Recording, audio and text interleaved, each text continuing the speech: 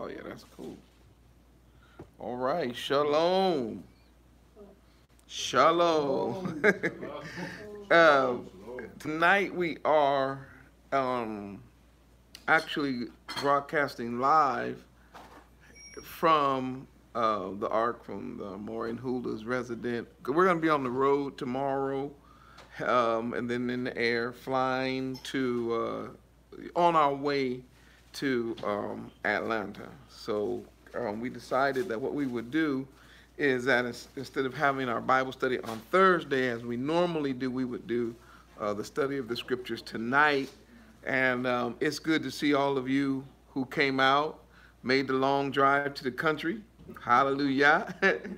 And Hula did an excellent job giving us our words, looking up that word Noah. And I was just thinking of the word Capernaum. Then, of course, we have another prophet. She didn't mention this prophet, but you got Nahum. And all of these, and Nahum, of course, prophesied during the time that Assyria, as a nation, as an empire, was going to fall. And what was one of the major enemies to Israel? So you saw that the nation was in promise that they would have rest. And then I started looking at, there's so many other words, and I was like, wow, as soon as you open up Hebrew, then you see the line, you see, you can then see the chain, you can see how everything connects. And while one word in English may have no connection to another word in the English translation, but when you pull out the Hebrew, then all those words connect, and then it gives you a picture. And of course, we see the ultimate deliverance and rest in in Hamashiach himself, Yehoshua. And we are told that we are to enter that rest, to strive to do it. So thank you for that, for those words. And also we learned about Torah. Torah having the root word Yara. And I was sharing that with you, Jean, that last week. And I didn't know that Hulu was going to do that as a word either. So that was kind of interesting that we got a chance to look at that word again, because it has to do, those of you who are switching over, of course you already heard it, but those who are watching this live stream, Yara, when you really break it down, it has something to do with instructions. And the reason why we are to keep the Torah is because the Torah is the instructions that Yah gave the children of Israel, revealed those instructions to us through the word of Yah. And those instructions are forever. And so we need to understand you are never, ever outside of the laws of Yah. I mean, first of all, any thinking person wouldn't want to be outside of the laws of Yah, because if you're not following his laws, then you are in man's laws, and outside of his laws you don't have the protection, and it's just a lot. When you really study it, you'll find the best place to be is in the word of Yah, following line upon line, precept on precept, here a little, there a little. All right, tonight I want to continue our study of Genesis, and every now and then, certain things just jump out at me. I can't really help it. I try to cover the thing, when I'm putting the lessons together, oftentimes I have an idea that I'm gonna go so far, but then I get arrested. And so tonight is one of those nights.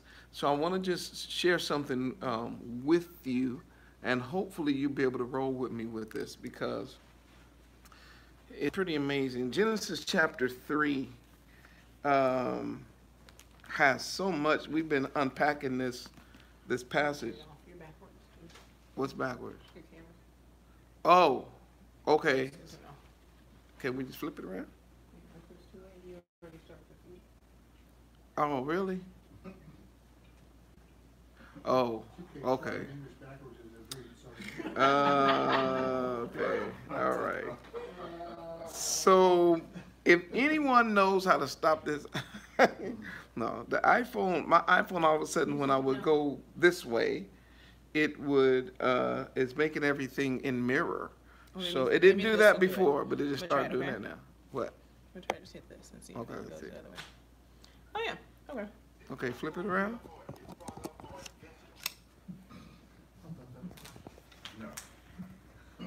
Yeah, just see if I found it. Perfect. Yeah. Okay. I'm so lifted. Well, Right here. you're fine. It's just, it's good. I'm gonna just. All right. Who'd have fixed it? We turned it around. Hallelujah. All right. So I was saying, we're unpacking Genesis, and you know, my wife and I, we talk a lot, especially when it comes to like teaching and how we can be more effective and how, you know, we can. And I was explaining to her, you know, at this rate, we're going to be 25 years getting out of the book of Genesis. And she said, but she said the reason why we probably should take our time going through this book is because it's foundational, especially and about getting through, like, say, into the genealogy, which who then becomes the father, if you want to say that, of the faithful. And so that foundation and those stories are lay this foundation, then a person studying the Bible, studying the Holy Scriptures, if you get a strong foundation, then it's going to be very difficult for people to topple you. Because that's one of the problems we have now, is that as we wake up to truth, and as we wake up to who we are, whose we are, and what our position or our purpose on the planet is, one of the issues is people are quick to come and give you their idea, give you their mindset, give you some kind of man's idea. And unfortunately, if you don't have a strong and solid foundation, you will be, even as an awakened Hebrew, you will be tossed to and fro like a tumbleweed. I know some of y'all watching me right now, and some of you in the room have already probably experienced being with like 2 or more different congregations since you woke up. Because we woke up and you hooked up with this group and you found out, oh boy, they know they're woke, but they don't know truth. Or they're off, or you challenge them on something very simple. And then you go to the next group and next group. So my point is, having this foundation is going to be very good for you. And tonight is one of those times where we get a chance to look at a motif. We're going to see several of them, but we're going to focus on one primarily. If you will, look at Genesis chapter. Actually, let me do this. Genesis chapter 3.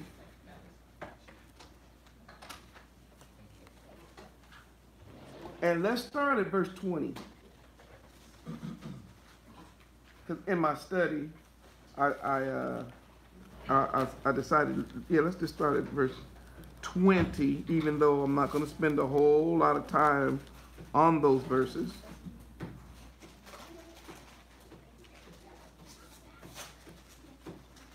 Okay, so last time we were together, we discovered that the penalty that was handed down from Yah to Adam, which means red. Of course, we see the translation as human, but the idea is brown. We would use the term brown. It's just what it is. Don't let that throw you up. Don't let your lunch go crooked. It's brown. He was made from the earth. The soil is red. And so he was named after that soil. And then he was then called a human in English. But in Hebrew, he kept the name Adam. So Adam is the earth man, or the man that comes from the soil, who is red or who is brown. So when we look at the text, we see here that Adam and his wife, which we're going to find out, but at the time a woman, at the time they have to face the judgment.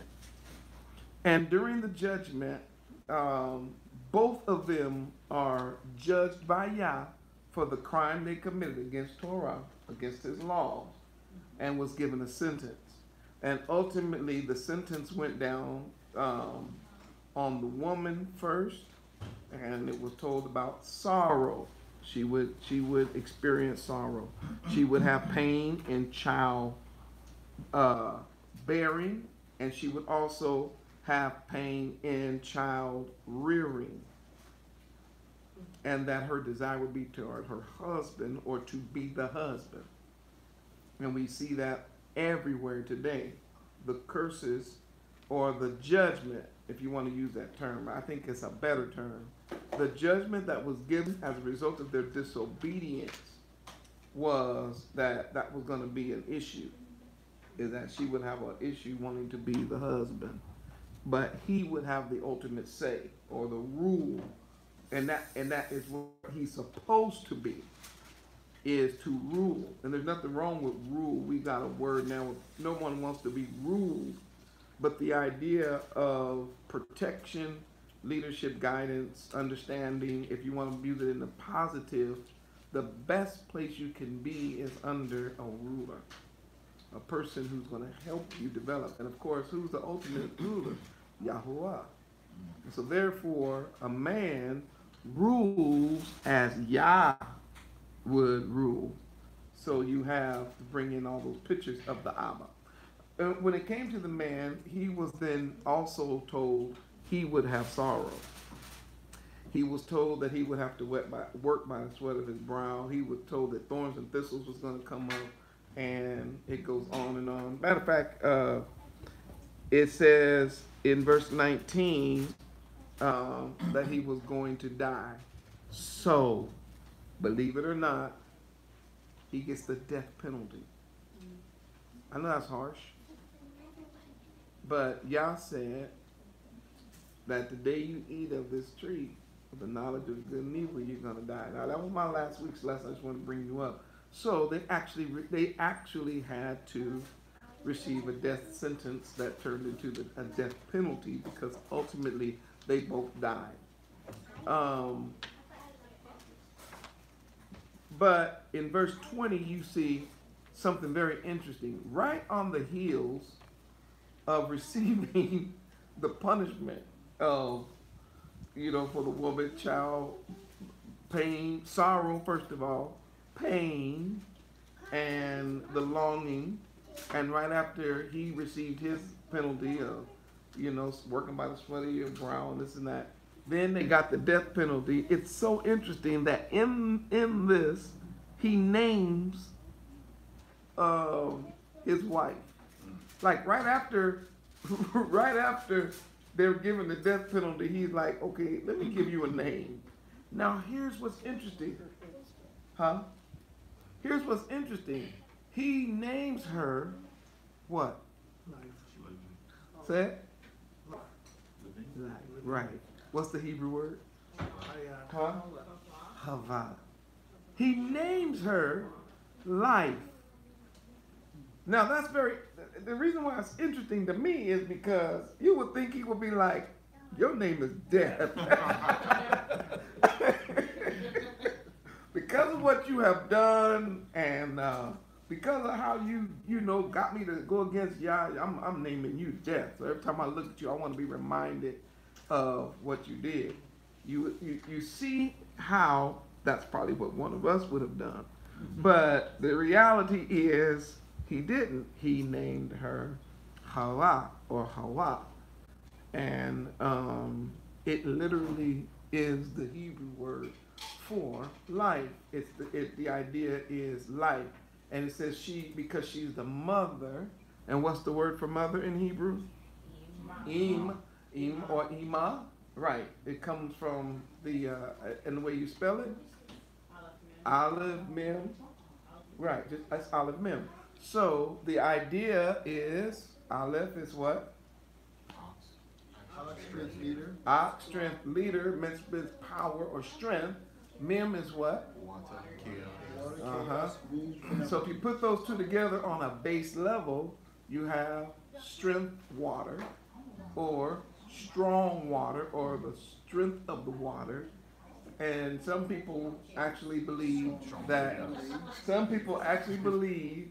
that her name and being connected to the mother had to brought the idea of a glue,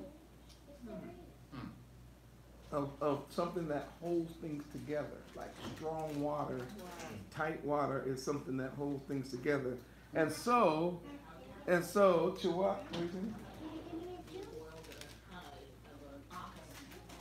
oh, yeah, to make the glue.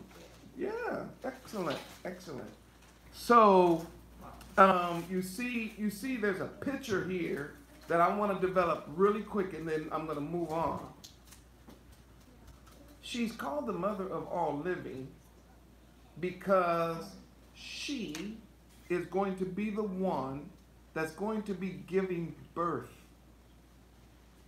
to the offspring. Adam is not going to give birth to the offspring. He will be used to plant the seed, but it will be her. She, Shawah, will carry the seed and give birth to the seed.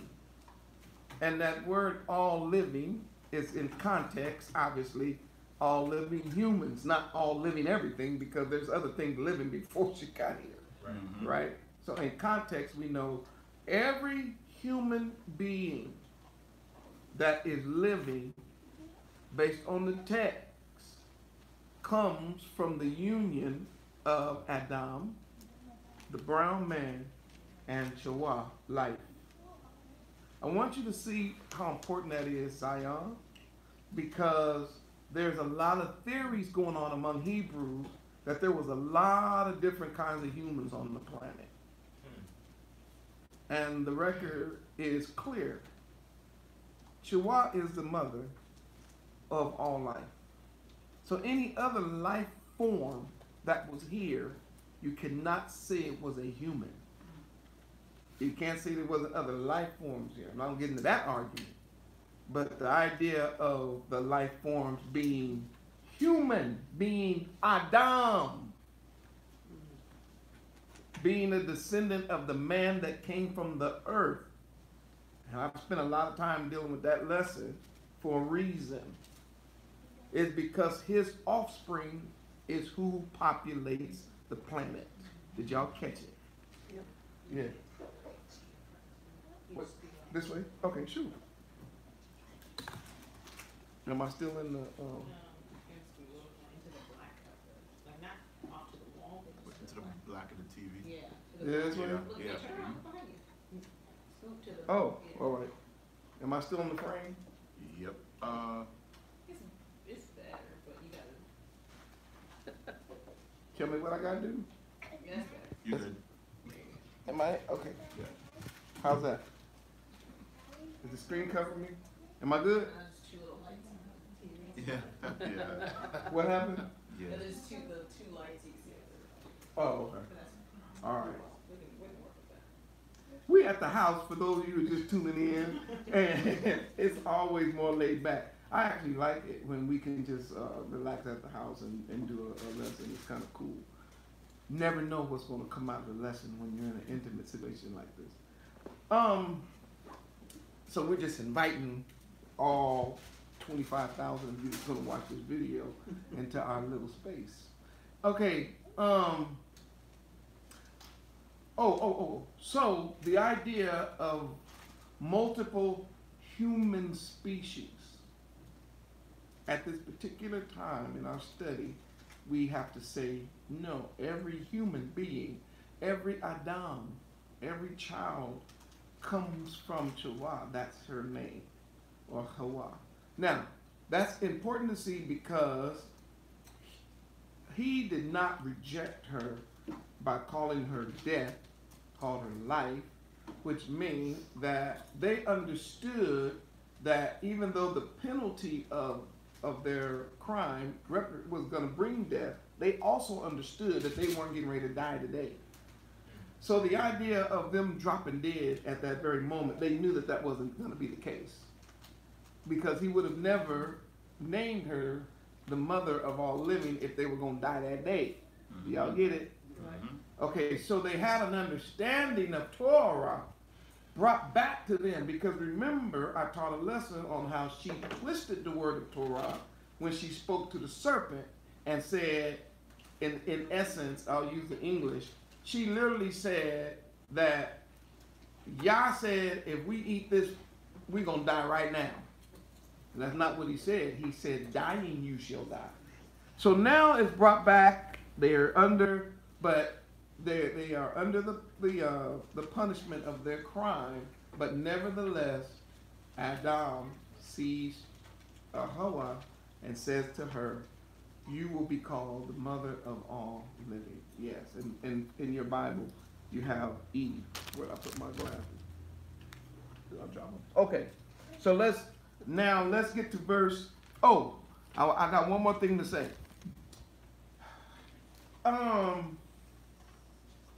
Child rearing was supposed to be her specialty.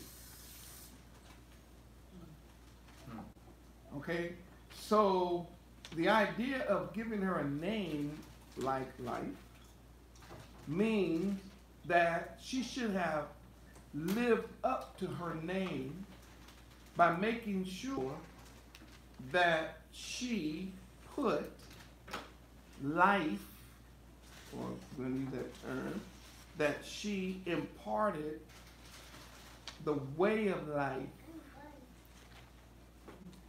to her children, because she chose, unfortunately, the way of death. So she should not have then passed on to her children the same way of death. And this is something I try to tell women all over the world. I know some of you all have lived some crazy lives. A lot of things that happened to you is not your fault, but a lot of stuff is your fault. And some of the things that you've done has caused a lot of hurt, pain, and anguish. But when you wake up to Torah and you decide you don't have children, or you have children, then you do not want to lead your children down the same negative path that you went down. Makes sense. Because what you may claim as cute today may be a whore tomorrow. And it's against Torah to whore the daughters of Zion. What we might think is funny today when she's 6 may not be funny when she's 16. Do you get it? In other words, the hand that rocks the cradle rules the world. So you have the opportunity to turn things around during your childbirth and child rearing. You get it? Yes. Grandma should have been like, now look, baby, I gotta talk to you. I'm gonna be honest. Say, what, grandma? Or what, mama? I ain't perfect. Huh? Yeah, I done did a lot of. Matter of fact, I gotta tell you the truth. That whole snake thing that you've been hearing about, that was me. I did that. But I don't want you to do it. You get my point? You heard about what happened with Adam and how I led him to go against Yah? Baby, I don't want you to do that. So that was her role. And that it was going to be her salvation. That her redeeming quality, if you want to use that term, her act of redemption would come through how she would then impart life to the generation following her. Now, listen to how I'm leaning on that idea of life. So, go to 1 Timothy chapter 2. 1 Timothy chapter 2.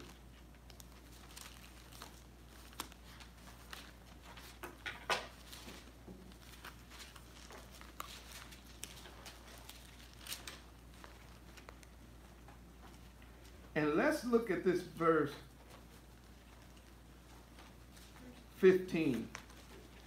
1 Timothy chapter 2. Uh-huh.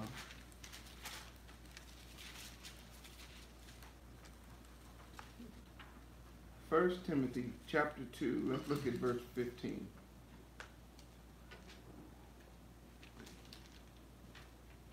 Okay, let's start at verse. What you say? Oh my goodness. Oh, we'll start at verse 9. In like manner also women adorn themselves in modest apparel. No matter how you was raised, mama. Be modest when you become a Hebrew and you understand who you are. Adorn themselves in modest apparel. Shamefacedness, that means humility. And sobriety. And not with braided hair. In other words, it's not about your hair or gold or pearls or costly array. While that may have been a part of your life formerly, when you wake up to the truth, you have to realize there's more important things than that. As a matter of fact, one of the reasons that these stars are pushing that stuff so heavily today is because the world is in a financial crisis. And people have stopped buying diamonds. Diamonds was going downhill. Because, this new generation is like, man, what's a rock? I need some money.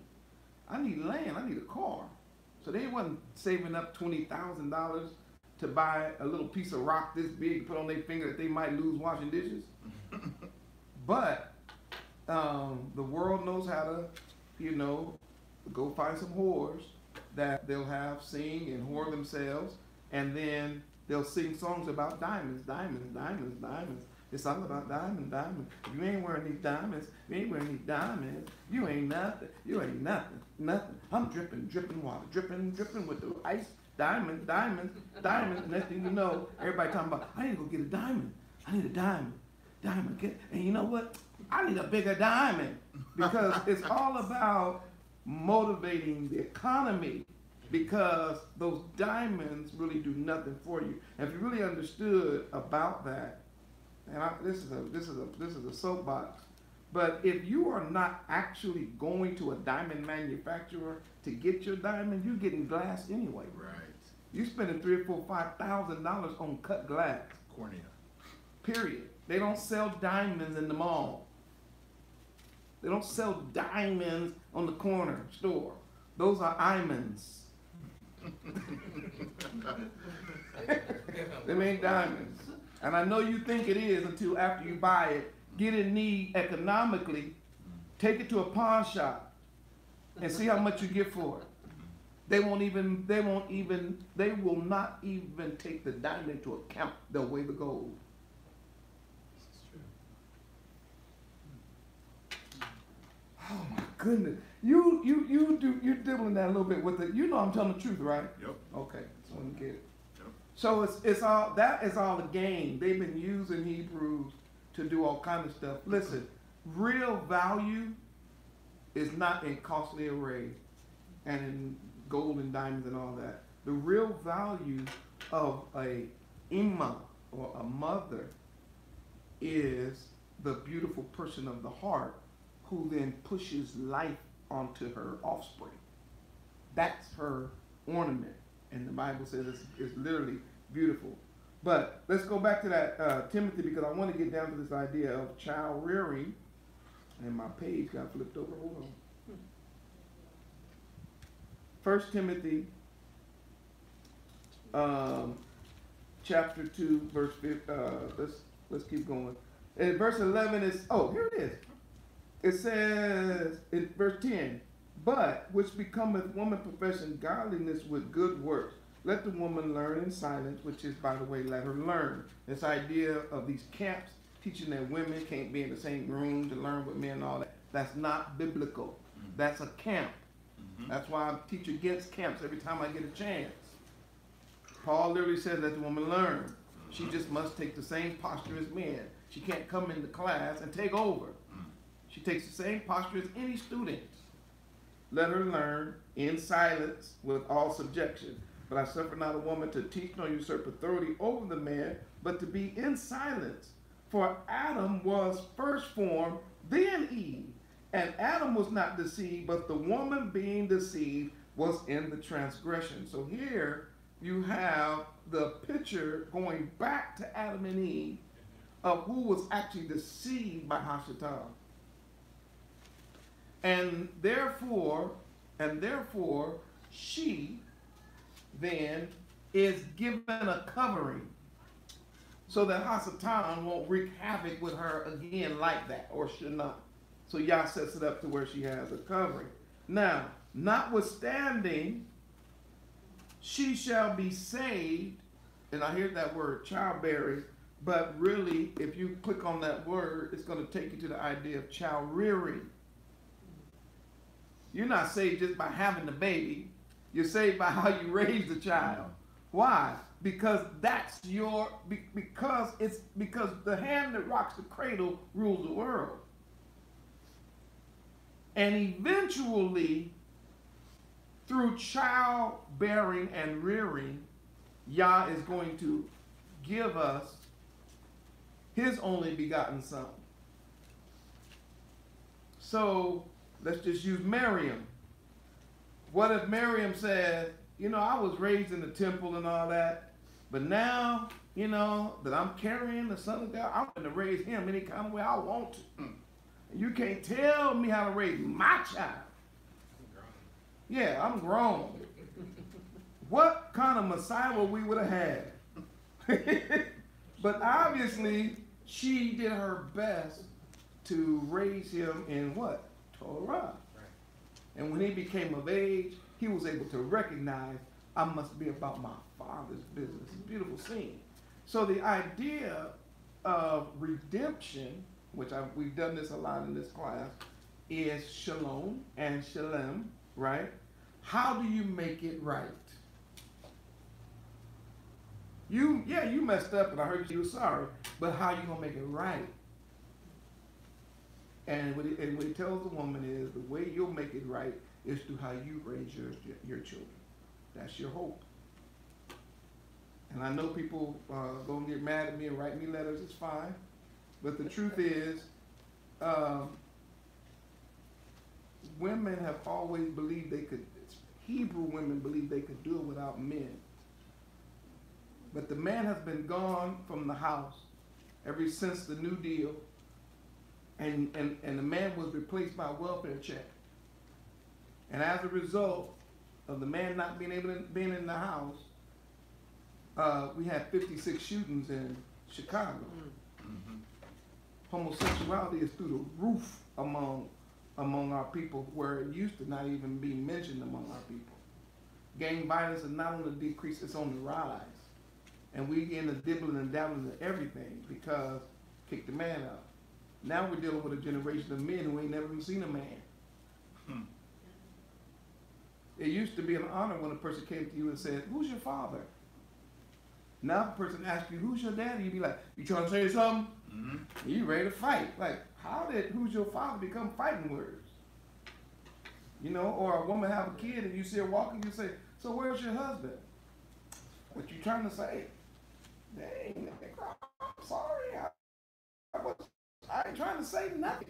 Where's your husband? So I learned over time, you can't just ask somebody where's your husband because they're walking with 2 kids. Because the mindset has changed is my point. Mm-hmm. And because the mindset has changed, you can see that it's not getting better. Our only hope is to return to Torah. If you are unfortunate and you in that situation where you have to be a single parent and all that, listen, your hope, your salvation is in imparting life to your offspring. And what is life? The word of Yah is life. Okay. Now, I spent a long time right there, but I want to go quickly. Watch this. And unto Adam, verse 21, and also unto his wife, did Yahuwah Elohim make coats of skins and clothe them. Whoa. I thought they had already made some clothes. Not my design. Somebody said that wasn't much of some clothes. But if you notice,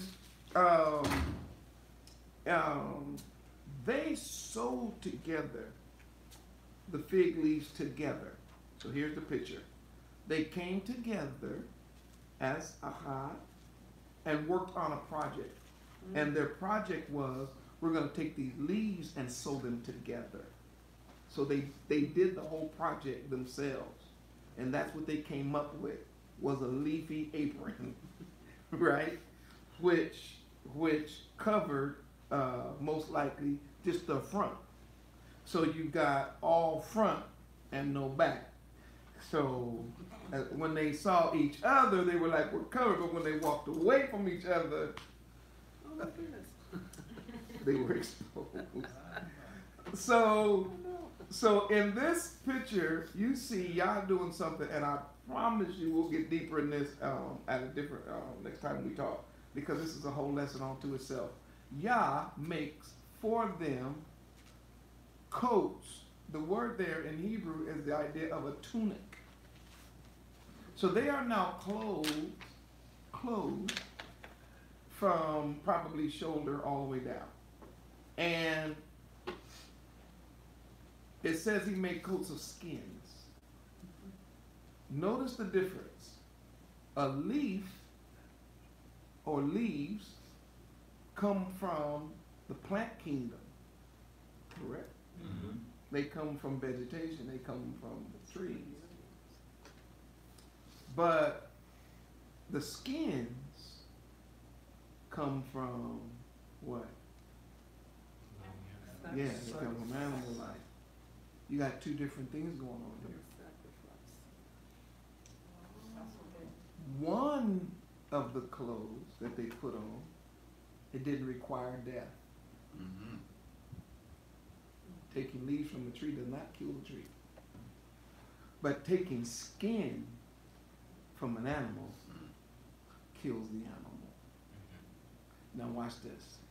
Ain't no getting around this. When you study this text on a little deeper level, there's no getting around the fact that Yah kills the animal and clothes them on the same day. Mm. Right. In other words, there is no tanning process of the leather, of the skin. Think about that. Yah snatches the skin off of the animal while it is alive,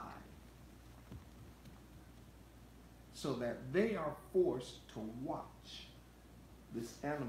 And it may have been more than one. It made two coats, but I believe it was one.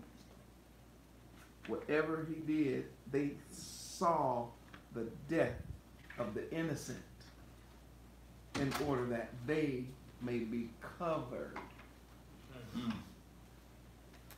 Now watch this. It's one thing to watch the death.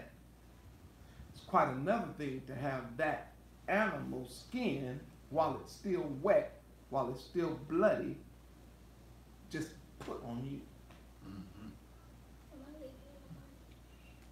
So Hula brought up a word last week, and it had to do with the idea of to be shamed. Labash.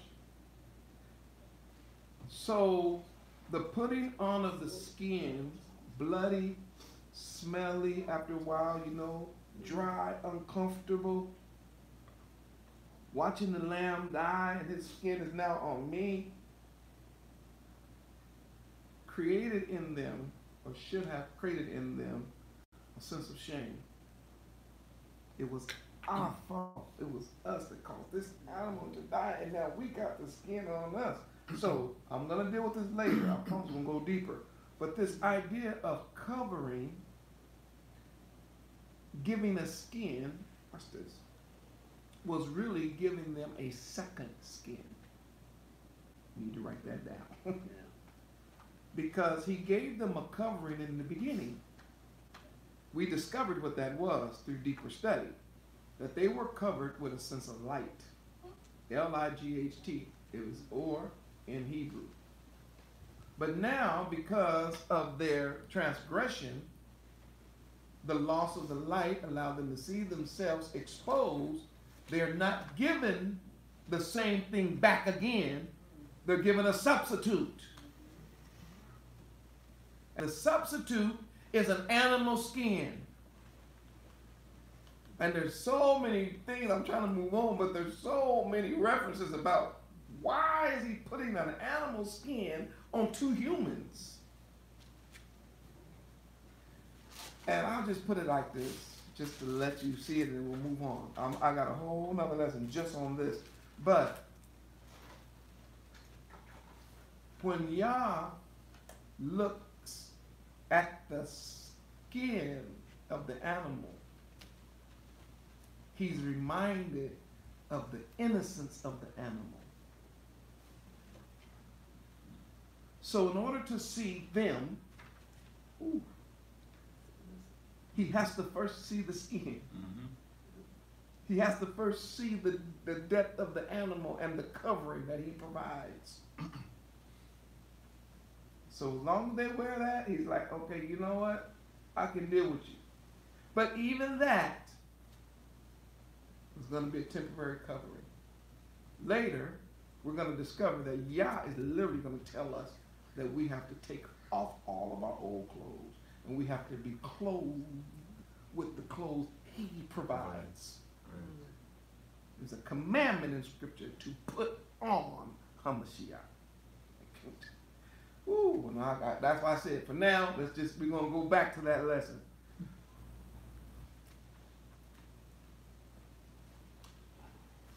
Genesis chapter 3, verse 22. And Yahuwah said, and Yahuwah Elohim said, behold, the man is become as one of us. Pause. Now I'm getting to my lesson. I'm almost done. Man has become like one of us. There's that word, us again. And if Hula can pull this up, I hope she can. Can you get Bible Hub? Yeah. Okay. I don't have it in front of me, but I looked at it earlier today. If you go and find this word that's in Bible Hub, for the word us,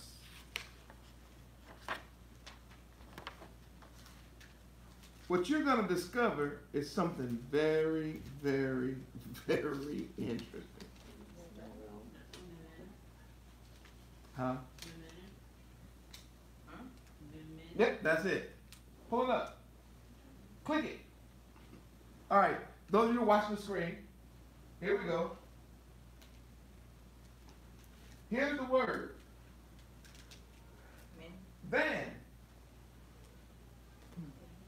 Scroll. Here's down a little bit. I'm sorry, this one. Down.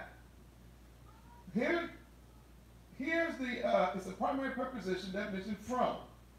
Here's the word that's translated in English. Mm-hmm. That one word. Abandon, about, above, according to count, across, addition, account, after, against, all, alone. You see these words? Keep going. Okay. Beforehand, behind, below, beneath, berith. Okay. Beside, between, both sides, course, before. Look at forsaken, gone, Hamites, help, high, hover. Keep going. Regard. I went through every one of these. I couldn't find us. Scroll. Where the list of all the scriptures? Oh, right here. There you go. Side. Yeah. Watch. Zion. Watch. Start from the top. Chapter 1. Okay, first time we see it is in Genesis chapter 2, verse 6. Same word. Mm-hmm. They translated that word, what? From. We see it in Genesis chapter 2:7. They translated that word. In Genesis 2:9, they translated the same word as. Come on. In Genesis 2:17. Genesis 2:17 again. Come on. Genesis 2:19. Genesis 2:22. Genesis 3 and 3. Genesis 3 and 5. Genesis 3 and 11. Genesis 3 and 11. Genesis 3 and 12. Genesis 3 and 17. Genesis 3 and 17. Genesis 3 and 19. Sure is. Yeah. Come on. Genesis 3:22. Of us. Unless you think I'm just playing with this thing, keep scrolling. Genesis 4:10. Genesis 4:11. Genesis 5:29. Genesis 6:20. Genesis. We haven't even made the Exodus.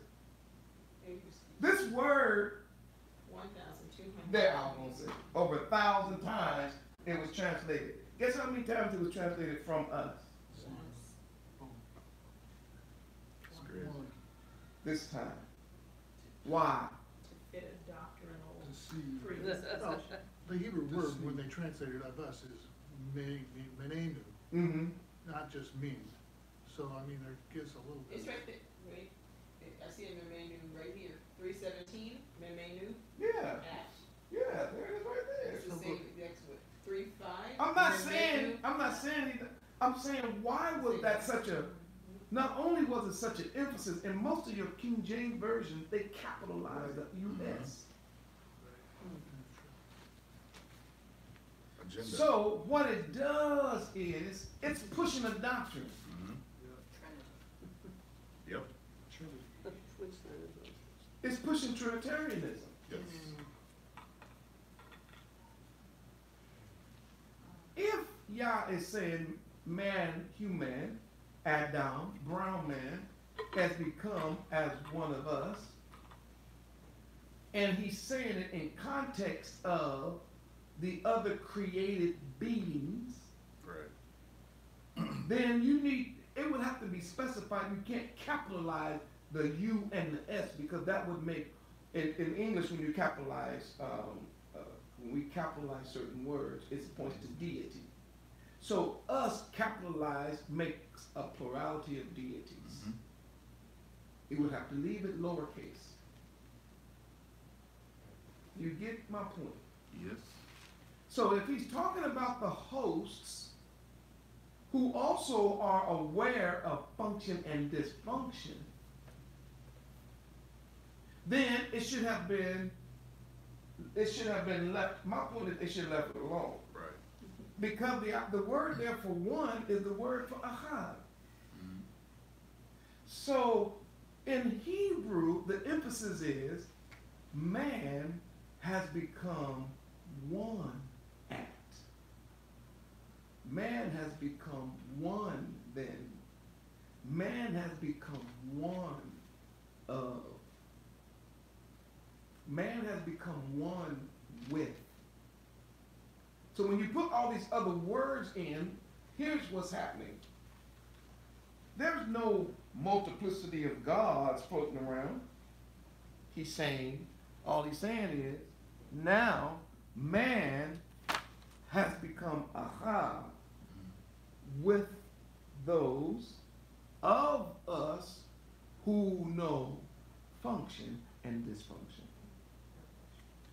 So, just based upon Hebraic functionality, so I'm looking at Genesis 33, right? Mm-hmm. It says, shall not eat, and it should say from, not at, Mm-hmm. or touch. So the idea of from is from the collection of that tree. Not just not eat one fruit, but to eat of multiple fruits. So if man, he says, and man has now become like one from, was not man created initially to, I don't want to use this word, to exist with Yah Echad, not as one, in the sense of like he is Yah. To be But part Echad, of so the one. then to come from the whole, which is Yah, would it not be the same concept of do not touch or eat from this whole entire tree? So then if man detached from Yah as a whole, Elohim, all the power in the universe, then he now exists as a standalone against all that Yah is. Okay, let me think about that. I wouldn't say that, because I don't necessarily see I would say Adam. us. I don't necessarily see Adam and Chawah as enemies of Yah at this point. I kind of see that Yah is saying, what he's not saying is he's become a god like us gods. No. But that's the way the text Right. sounds Yes. in English. It sounds like us means we're the gods. The devil said we was going to be like God. And now we like God. And now we all in this God thing. We're all gods. Okay, if he had became like a god, then how's he going to deal with this death penalty thing? Because he's going to die like a man. So what we're looking at, I'm talking about on maybe not a soul, maybe not a Passat level, maybe just as a remez. At best, we're looking at Yah, singular, one, right? Saying that not only does Yah know function and dysfunction, but other created beings of Yah, lesser beings, angels, if you please, fallen angels, or even angels that are not fallen, because of what we learn later in Scripture, that there was a war in heaven. Right. So therefore, the hosts, if you want to use the term, hosts of heaven are aware of function and dysfunction. Go ahead. That's what I wanted to say. Shouldn't it's based on the context of how it's broken down? It looks like it should say, "Behold, the man has become aware." Right? Right. Yes. And then it goes into the next part. It says, "To know good and evil." Yes. Yeah. That's That's that's you know that's what I was gonna go back. So Right. thank you for that. That's in my note. So the only so here, watch this. To get rid of this multiple God thing, the only thing Yah is saying here is not that he's become like a God. He's just saying there's one part of him that is now common with me, Yah, and if you want to say this, my created beings other than humans, is now he knows function and dysfunction. Whereas before, he didn't know dysfunction. Not that he has become, because what you're going to do is make the devil into a prophet. And the devil is a lie from the beginning. Well, it's actually prophetic if you did it. It's actually prophetic if you actually did it, and then you just tell him what happened when you did it. Oh, right. But he didn't become, because what, you know what, that's interesting. But see, that's another trick of the devil. Because I think the devil did say, no, he did. That's a trick. Right. But that's But only that's not what, he already knew that. Right. that's not what they wanted. No. See, when you say you'll be as Yah, knowing good and evil, the as Yah is what stands out in your head. Yeah. You're like, oh, I'm going to be God. I'm going to be a God Junior. I'm going to be Elohim. No. You're just going to experience function and dysfunction. Yeah. So I have a question, jumping a little bit ahead, but are they not, if in a sense, made as gods, as Hasatan put it? Are they not made as gods, as Hasatan put it? Because the idea that now I have to focus, you are my enemy, because now my destruction is pursuing you. Death is now pursuing them. It's the same thing as Pharaoh. Yah literally used Pharaoh as an example to show, like he said, that I am the true God, because you have put yourself in a position by disobeying what I'm saying to now make me have to show you. And Adam, by disobeying Yah, putting himself in a position to now Yah is showing humanity through the death of man. But then you don't mean gods more, so you mean like idols. Like, Okay, yes. Thank you, because I was just getting ready to do that. Yeah. Okay, so let's define something real quick. When we speak of our Elohim, we are talking about Yahuwah. Right. Powers Or of Yahweh. powers. Okay? So when a person says you're going to be like God, now you can take a God and make anything into a God. But to be like Yahuwah, is a big difference. So, did they achieve Yah status? No. No. Absolutely not. And can any other human being achieve Yah status? No, man, he said, man, I'm Yah by myself. I'm alone. There ain't nobody beside me. Now, if you can't wrap your head around that, that's your problem. There's not three gods floating around. I'm trying to tell you, ain't three gods floating around up in heaven talking to each other in this like little triangle. Holy Ghost, what you think? I don't know. Dad, Father, what you think? Man, I'm still working it out. What you think, son? Well, you know what? I think our sounds good. That ain't what's going on. No. Hear, O Yisrael, Yahuwah, your Elohim is one. Aha.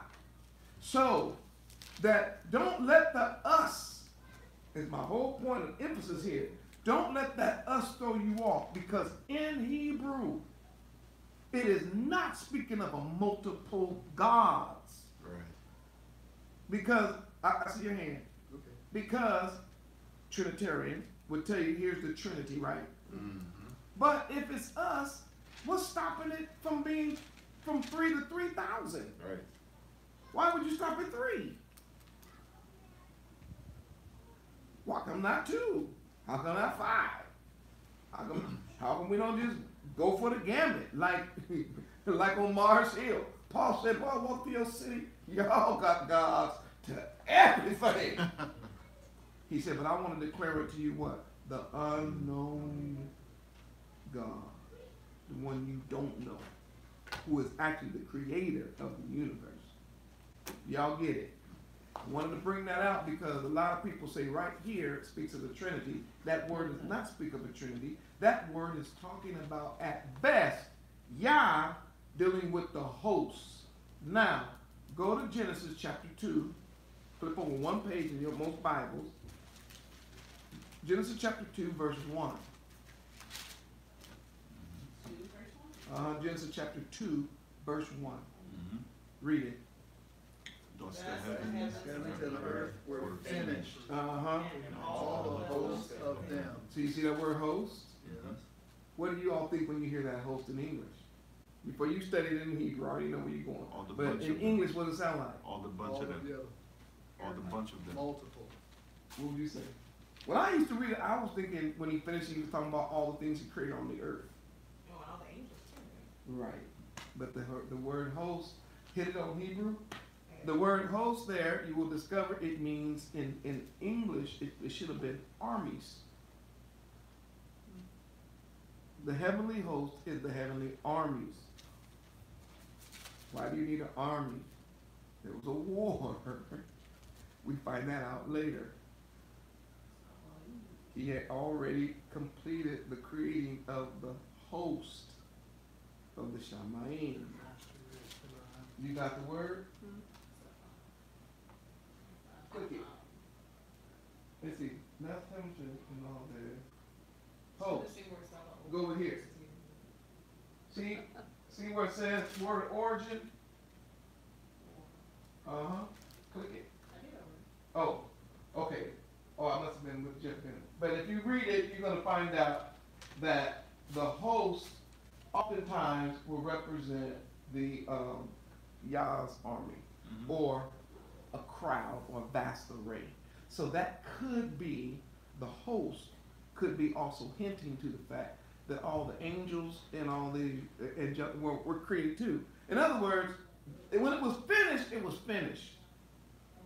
So the hosts were already created, the heavens were created, the earth was created, the heavens were filled, the earth was filled. That was the picture.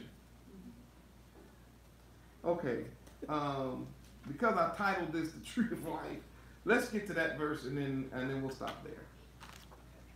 Let's get to that verse and we'll spend our last few moments just dealing with that one verse in chapter 3. Let's go back over, and it says, "Now lest he put forth, to know good and evil, and now lest he put forth his hand and take also of the tree of life and eat, and live forever," what? Therefore Yahuwah sent him forth from the Garden of Eden to till the ground. Now this is a very interesting phrase here. Deeper study is going to reveal something. You know, man was made outside the garden. Then Yah made the garden, and then brought man into the garden. Right? Yah takes man back to the place he made it. That's deep. Like, you've been in the garden. I'm going to take you to the ground that I actually made you from.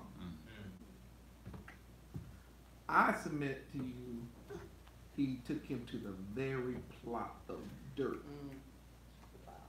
The exact same spot. Show you his grave. Yeah. Yeah, because it shows you where you're going. Yeah.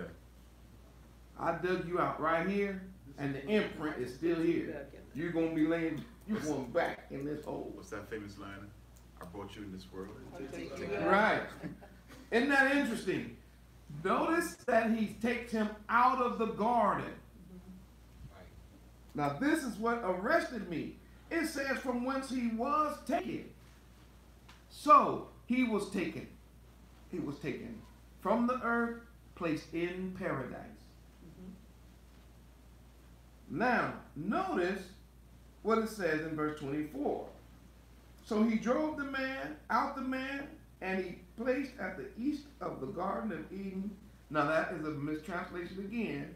Cherubims. You don't need an S on cherubims.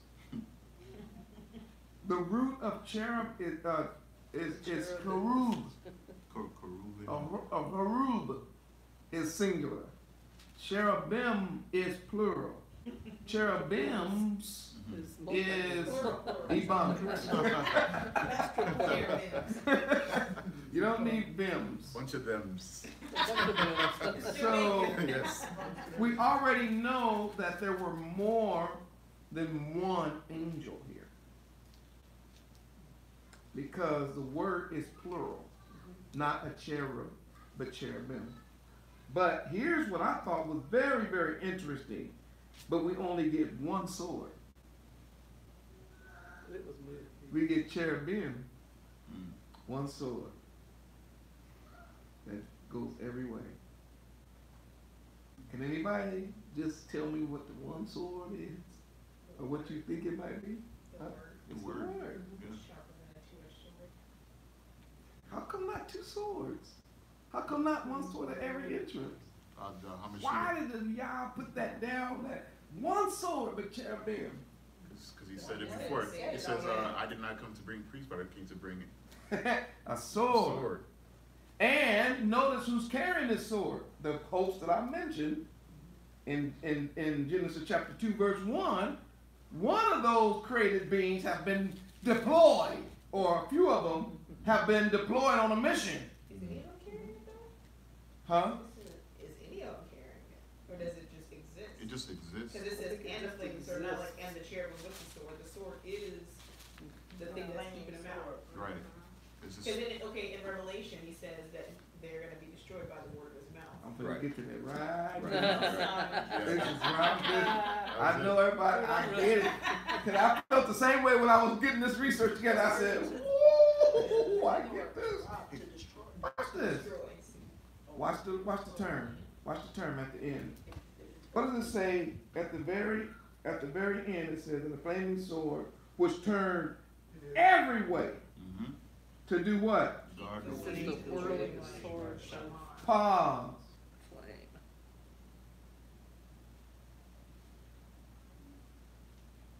He had a cherubim dispatch and a flaming sword to keep the way of the tree of life. Where have I heard that line before? Wasn't that Adam's job?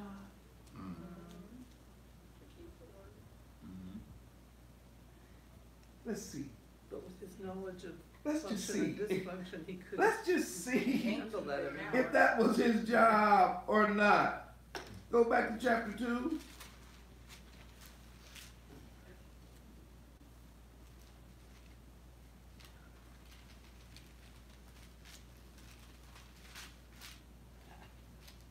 Verse 15.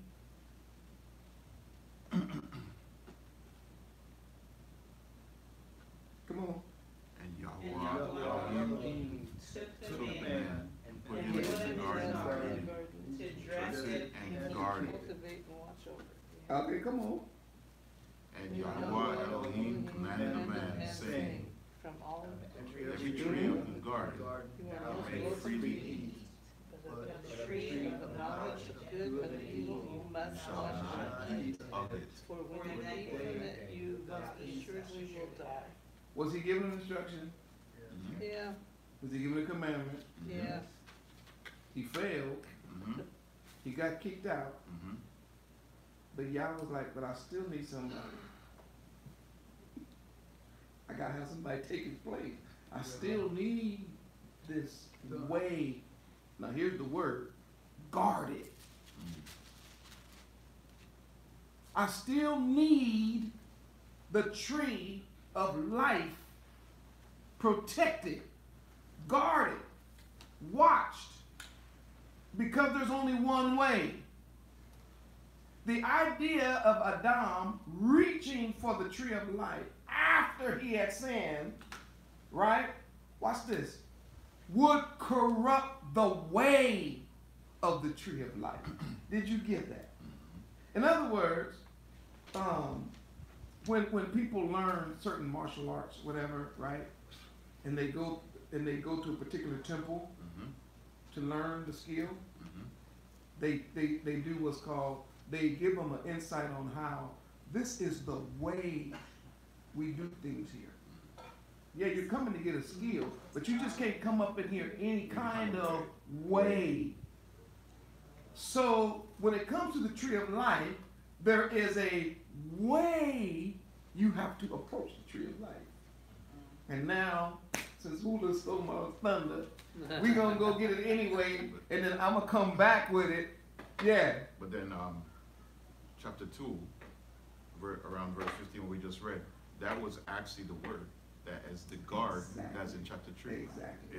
You already had it set So up. that's where I'm going with it. So the way to the tree of life is through the obedience of the word. If they had been keeping the word, then it would have been no problem for them to eat of the tree of life. But because they were now breaking the commandments of Yah, they also with that forfeited their right to the tree of life.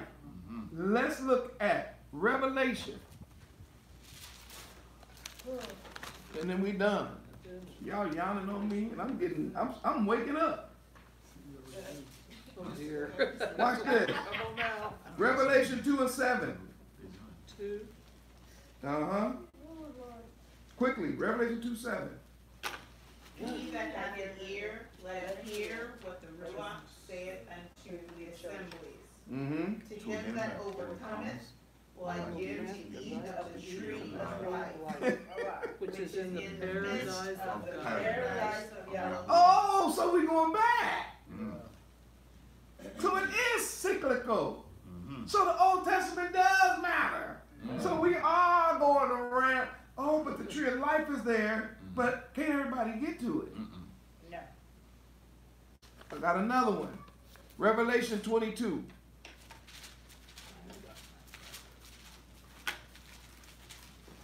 Revelation 22.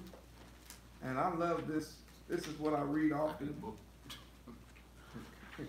Pages To what? stuck together. Hold on. Revelation 22. Woo! Verse 7. We're going to start at verse 1. Ooh. Woman. Oh, okay. And he showed me a pure river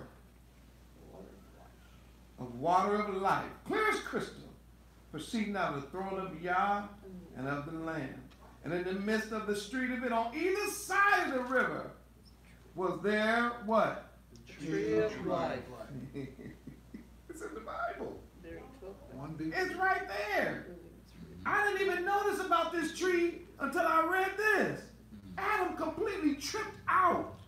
Man, this tree, according to the text, bare 12 manner of fruit and yield her fruit every month.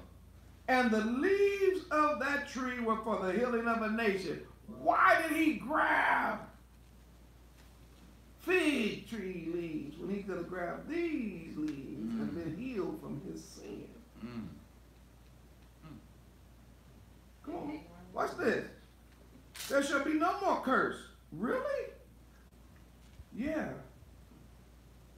But the throne of Yah and the Lamb shall be in it, and his servants shall serve him, and they shall see his face, and his name shall be in their foreheads, and there shall be no night there. There have no need of candle nor light of the sun, for Yahuwah Elohim giveth them light, and they shall reign forever and ever. And he said unto me, these sayings are faithful and true. Yahuwah Elohim of the holy prophets sent his angel to show unto his servants the things which must shortly be done. Behold, I come quickly. Blessed is he that keepeth the sayings of the prophecy of this book. I, John, saw these things and heard them. And when I heard and seen, I fell down to worship before the feet of the angel which showed me these things. Then he said unto me, hey, see thou doest it not, for I am thy fellow servant, and of thy brethren the prophets, and of them which keep the sayings of this book. Worship Elohim. He said unto me, seal not the sayings of the prophecy of this book, for the time is at hand. He that is unjust, then be unjust still. And he which is filthy, let him be filthy still. And he that is righteous, let him be righteous still. And he that is holy, let him be holy still. Behold, I come quickly, and my reward is with me to give every man what? According to his work shall be. I'm Alpha and Omega. That ain't what he said. I'm Aleph and Tav, the beginning and the end, the first and the last. Blessed are they, come on, who watch their I did all that reading to get to this verse, y'all. Let's read together. Blessed are they that do Yahweh's commandments. That they might have the right to the tree of life and the gates into the city. Okay. the way of the tree of life is the keeping of his commandments. Don't keep the commandments, no tree of life. Keep the commandments, the angel, singular, with the flaming sword, we can find that out in the Revelation 2, to get through him. My children, they do this to me all the time. I'm talking about all the time. I walk in the room and they just put their arms out like this. And I'm like, yeah, what's the password? I don't know. I'm tired of this walking in the house. What's the password? You can't come in. And I'm going to say, you know, Jade, you're beautiful. Nope. Jade, you're the smartest person in the world. Nope. Okay, Jade, you're the, I don't know. Let me think. And I'm going trying to figure out the password. And finally they'll say, no, the password is aha. We learned that today. That's how you do it. I'm like, okay, so aha. And they let me in. Right. She's laughing because they do it to me all the time, right? Every time you learn something, there's a password. People think they can just get in the kingdom. Don't know the password. You think you can get in the kingdom? You think you can just come in? Listen, you don't even think you can walk into a Shaolin temple, or you can't walk even like into the White House unless you have certain pass or certain entrance or whatever. Yes. Background check, they're going to make sure what? You're not an enemy of the state. The way to the tree of life is keeping the commandments of Yah. I didn't say that. The book said it. And y'all read it tonight. I have so much more to say. Oh my goodness. Because I didn't even touch on the part where Yehoshua literally said, I'm the way. So he then is saying, I'm the one that's guarding the way of the tree of life. no man comes back into paradise. That's true. So that I had two. So I was gonna ask, was that in connection to him saying, any man who tries to enter into with a thief and robber, which automatically connects that you're gonna get killed. Right. The second thing That's was good. the idea that if you've ever been to a junkyard or anywhere where they have like a guard dog, standing to a guard dog, but most of the time it's the person who owns either the sword or whatever that has to literally walk you up to the place. So if Yahushua's guarding the tree, you can't just show up unannounced. No. Like, oh, I'm here for the tree. You're dead. Yeah. Right? But if he says, yeah, I'm gonna go get my buddy, and I'm gonna literally walk with him back to this place, then whatever's standing in the way will then be like, oh, he's with you, he's cool. Isn't that the picture that scripture paints? Has to be the covering. Right. Right. The tree of life is not off limits. It's off limits to those who don't want to keep the commandments. Yeah. And I want to show you those verses, but time is over. There's more verses. There's verses in Proverbs. There's verses in Ezekiel. There's verses in Matthew and John that all talk about how a person can take from the tree of life. Oh, watch this. How knowledge itself, if you receive it from Yah, is a tree of life to you. But the greatest picture is when Yeshua literally hangs on the tree and becomes the fruit. And I that he think literally of how says they you gotta made their take. clothes healing out of of the the nations. fig leaves. It's like so many people try to make their own salvation. That's what's going on. That's what's going on. And they will never, it'll never work. Yah has his own tree, he has his own way, and he's guarding that way with a flaming sword that is Torah. All right, hopefully this was informative. I'm at home, so I don't have to drive home. You guys do. I live in the country, so y'all gotta be safe. And those of you watching live, I hope that you enjoyed our fellowship. This was sort of an intimate setting tonight, a little different. We want you to always support the work of the art. Do the best you can. You know we're getting ready to hit Atlanta, so it'll be wonderful if those of you watching us will support us so that we can have the funds to do that work. And we leave Atlanta, we go to Florida. We act like Atlanta is a state. Atlanta is a city. Georgia. Yeah. So we're going to Georgia, and we will be then we move from we're gonna be what state? Oh, in what city? Orlando. And we have some announcements we'll be making about the place and all that kind of stuff. But don't forget to support the work of the art. Those of you watching, if you enjoyed this and you learned from it, send in your support so that we can do what Yah has called us to do. Hallelujah. Hallelujah. Shalom. Shalom. Okay, what about Psalms 89?